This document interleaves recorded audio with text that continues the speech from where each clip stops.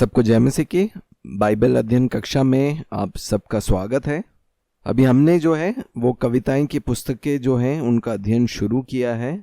मेरा विश्वास है आपको याद है, हमने पिछली कक्षा में जो है पहली कविताएं की पुस्तक का अध्ययन किया था, या आप कह सकते जो ज्ञान की पुस्तकें हैं, और वो थी आयुब की पुस्तक। और आज की कक्षा में हम लोग भजन संहिता की पुस्तक का अध्ययन करेंगे। और भजन संहिता जो है वो दूसरी पुस्तक है कविताएं पुस्तकें या जो ज्ञान की पुस्तकें उसमें से। और जितनी भी ज्ञान की पुस्तकें हैं वो सभी जो हैं लोगों के अनुभव जो उन्होंने किए हैं उसके द्वारा लिखी गई हैं। और भजन संहिता भी इसी प्रकार जो है अनुभव से लिखी गई हैं। जब हमने आयुब की पुस्तक का अध्ययन करा था, हमने जाना था कि वो आयुब के जीवन के अनुभव के बारे में लिखी गई है। और इसी प्रकार भी जो भजन संहिता है वो भजन लिखने वाले के अनुभव से जो है वो भजन लिखे गए हैं।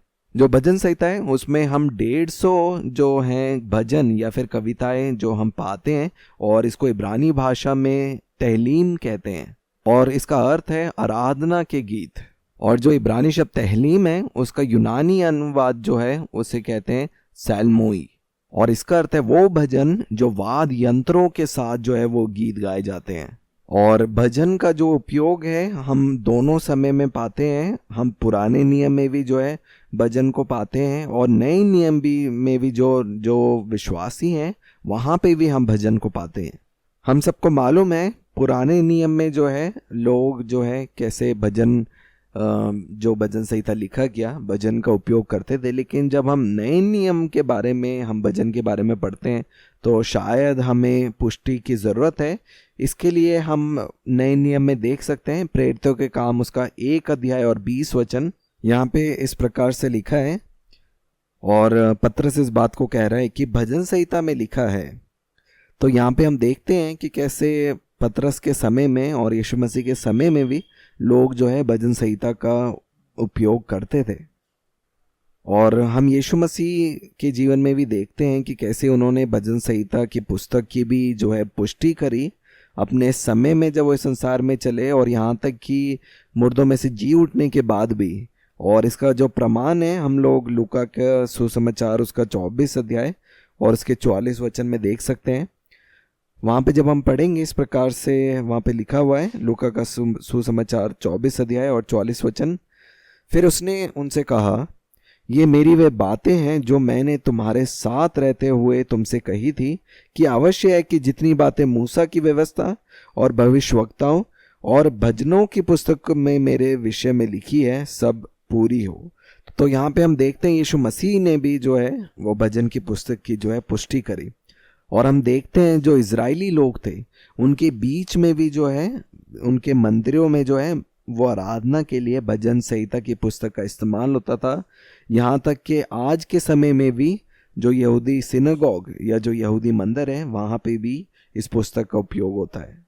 और जो पहले शताब्दी के विश्वासी लोग थे वो भी जो है वो इस पुस्तक के द्वारा जो है वो भजन गाकर परमेश्वर की महिमा करते थे। और हम नए नियम की पत्रियों में इसकी पुष्टि कर सकते हैं। अगर हम पढ़ें कुलुसियों की पत्री उसका 3 अध्याय और 16 वचन, यहाँ पे इस प्रकार से लिखा है, मसीह के वचन को अपने हृदय में अधिकाई से बसने दो और सिद्ध ज्ञान सहित एक दूसरे को सिखाओ और चिताओ, और अपने अपने मन में अनुग्रह के साथ परमेश्वर के लिए भजन और स्तुति गान और आत्मिक गीत गाओ। तो यहाँ पे भी हम भजन के बारे में जो है वचन में पाते हैं।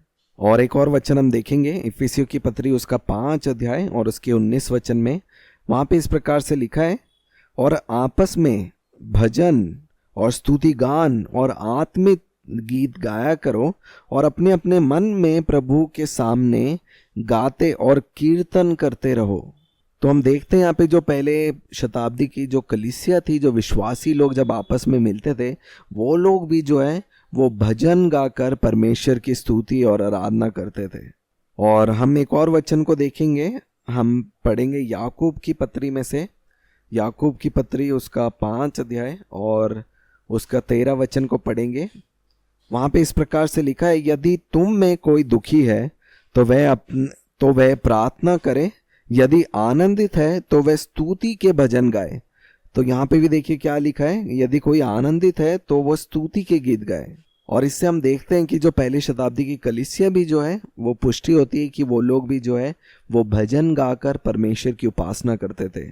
और ये बात भी साफ है कि पुराने नियम में सबसे ज़्यादा जो चहीती एक पुस्तक में से एक जो है भजन संहिता है, क्योंकि यहाँ पे जो लोगों के अनुभव का जो है एक खजाना इस पुस्तक में छुपा हुआ है। और ऐसे बहुत से मेरे मसीह भाई बहन हैं जो आज वचन को सुन रहे होंगे, उन्होंने भी जब बाइबल में से पहली पुस्तक पढ़ी होगी, वो पुस्तक जो है वो भजन संहिता की पुस्तक होगी। और यहाँ तक कि एक और बात, जो पहला वचन शायद हमने बाइबल में से याद किया है, वो भी जो है वो भजन संहिता की पुस्तक में से ही है। और इसीलिए विश्वासी जन में भजन संहिता की जो पुस्तक है वो बहुत ही प्रसिद्ध है, लोगों को पसंद है इस पुस्तक को पढ़ना और इस पुस्तक के वचनों को याद करना, क्योंकि वो उत्साहित होते हैं हर एक उन वचन को पढ़कर जो इसमें लिखे हैं। और जब हम भजन संहिता की पुस्तक को पढ़ते हैं, जो भजन संहिता की पुस्तक है वो मनुष्य की जो प्राण की जो सोच है परमेश्वर के प्रति, जो भूतकाल में, जो आज है और जो भविष्य में आने वाली बातों के विषय में है, उस सोच को हम पाते हैं। मेरा विश्वास है आप इस बात को समझें। जब भी हम परमेश्वर की उपस्थिति में आता है, जो हमारा प्राण है, हमारा प्राण जो है वो कल की बातों के बारे में, आज और भविष्य में होने वाली बातों के बारे में सोचता है। और भजन संहिता हमारी मदद करता है कल के दिनों को जानने के लिए, हमारे आज में वो हमें उत्साहित करने के लिए और एक जीवित आशा देने के लिए, उन कामों के लिए जो भविष्य में परमेश्वर के द्वारा रखी हुई है।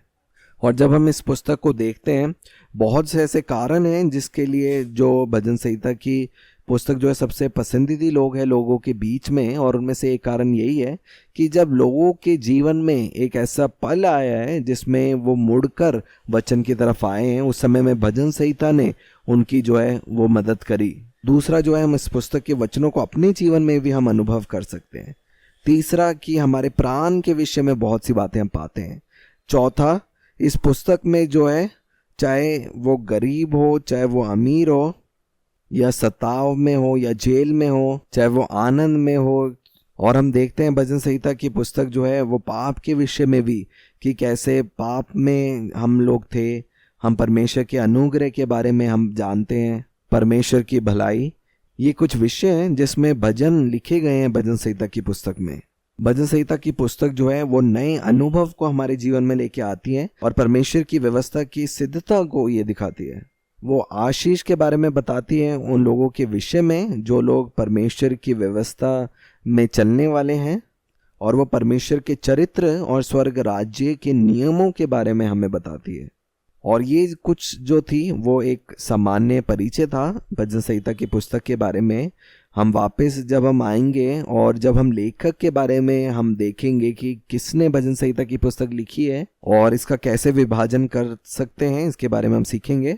सबसे पहले अगर लेखक के विषय में कहें तो इस पुस्तक का मुख्य जो लेखक है वो दाऊद है, क्योंकि बहुत से जो भजन है वो दाऊद के द्वारा लिखे गए। और अगर अन्य लेखकों की बात करी जाए तो दाऊद के अलावा इसे लिखा गया असाफ के द्वारा, कोरे के पुत्र सुलेमान, मूसा और ऐसे निम्नलिखित लेखक हैं जिन्होंने भजन लिखे भजन संहिता की पुस्तक में।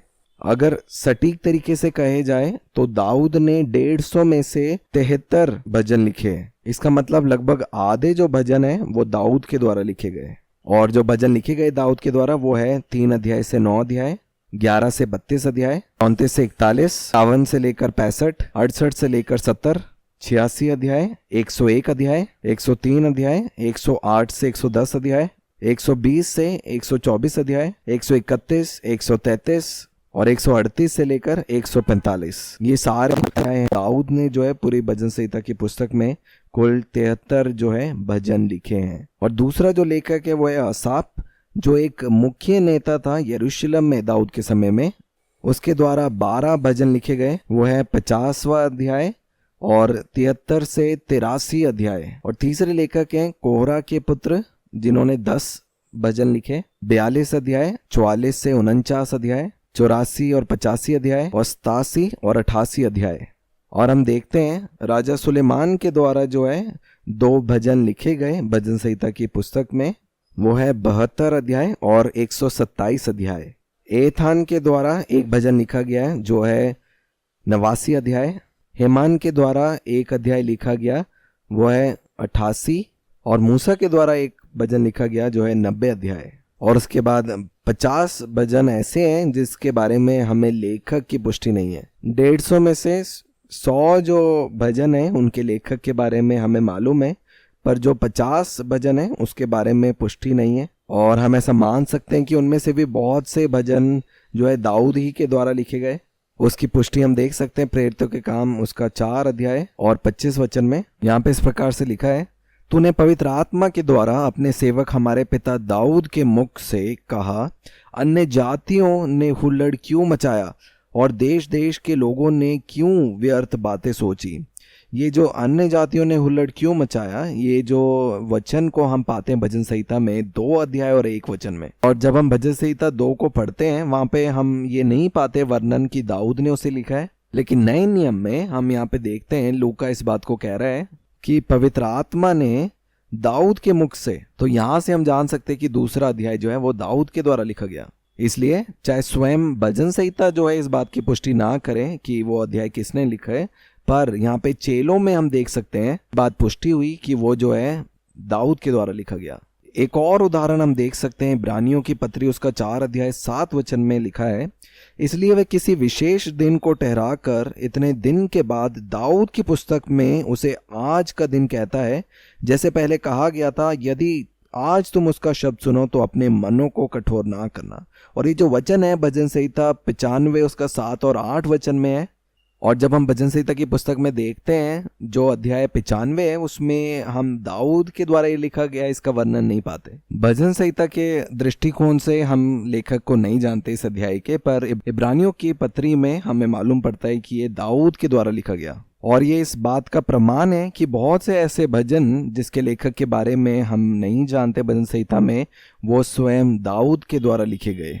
इसीलिए इस पुस्तक को भजन संहिता को दाऊद की पुस्तक कह के भी पुकारा जाता है। और अगर हम इस पुस्तक के मुख्य संदेश के बारे में बात करें तो इसे जो है एक शब्द में हम बयां कर सकते हैं और वो शब्द है हालेलुया। और इस पुस्तक में हम पाते हैं कि भजन संहिता जो है वो स्तुति, आराधना और महिमा के लिए, परमेश्वर के नाम को ऊंचा करने के लिए, परमेश्वर के स्वभाव को जानने के लिए, उनके चरित्र को पहचानने के लिए, सब बातों में जो वो स्तुति गान करना और गीत गाना, महिमा करना परमेश्वर के लिए, इन बातों को हम भजन संहिता की पुस्तक में पाते हैं। और आज के समय में भी विश्वासी जो है इन भजन संहिता में से बहुत से जो भजन है उसका इस्तेमाल करते हैं परमेश्वर की स्तुति करने के लिए।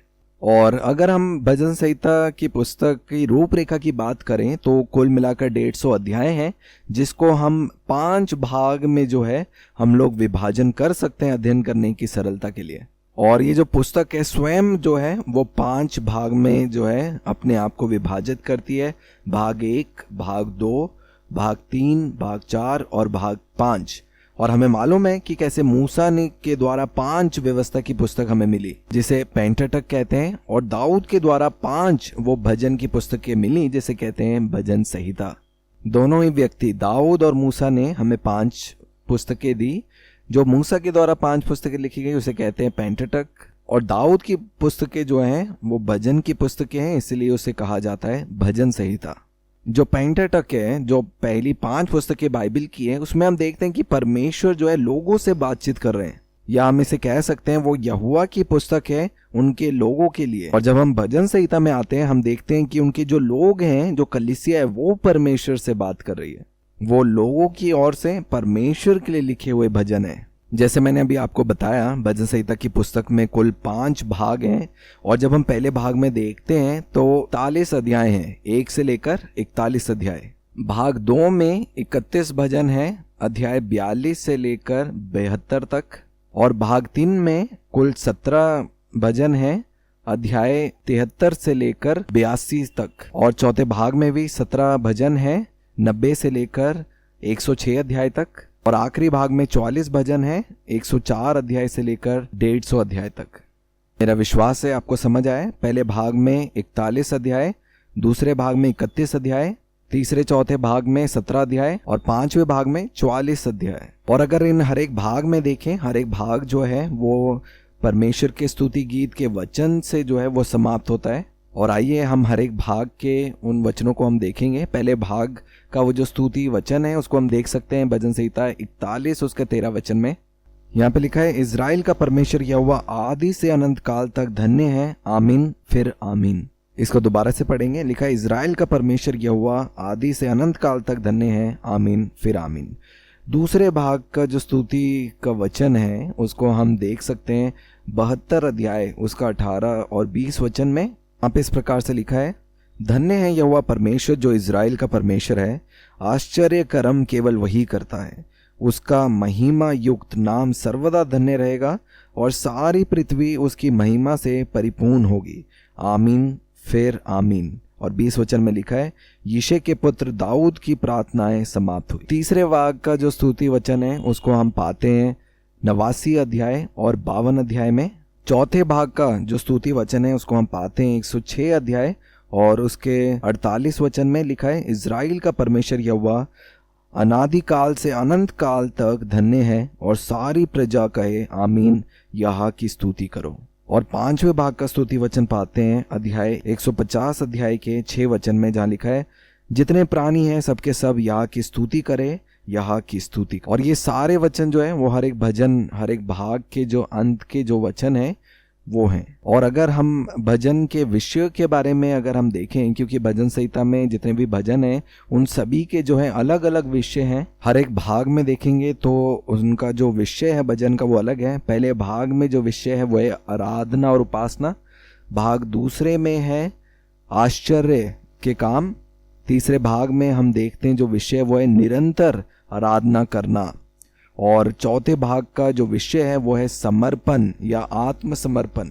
और पांचवें भाग का जो विषय है वो है सिद्ध आराधना या फिर पूर्ण उपासना। हर एक भाग में जो मुख्य विषय है वो स्तुति है, लेकिन वो आराधना है, वो उसके आश्चर्य कर्मों के काम है, निरंतर आराधना, समर्पण और वो सिद्ध आराधना के विषय में है। और ये जो था वो विषय था इन 5 जो भाग के जो भजन संहिता में हम पाते हैं उनके विषय में। और जो इनकी तुलना, इन 5 भाग की तुलना हो सकती है पहले 5 पुस्तकें जो बाइबल की हैं पेंटाटक के साथ। पहला भाग पहली पुस्तक के समान है उत्पत्ति, जो केंद्रित है मनुष्य और इज़राइल पे। दूसरा निर्गमन के समान है। तीसरी भाग जो है वो लेवी व्यवस्था के समान है, जो एक पवित्र स्थान के बारे में है। चौथा भाग जो है वो गिनती की पुस्तक के समान है, जो मूसा के बारे में और वो जो सफर था जंगल में उसके बारे में था। और 5वां भाग व्यवस्था विवरण के समान है, जो व्यवस्था और उस वादा की भी भूमि के विषय में है।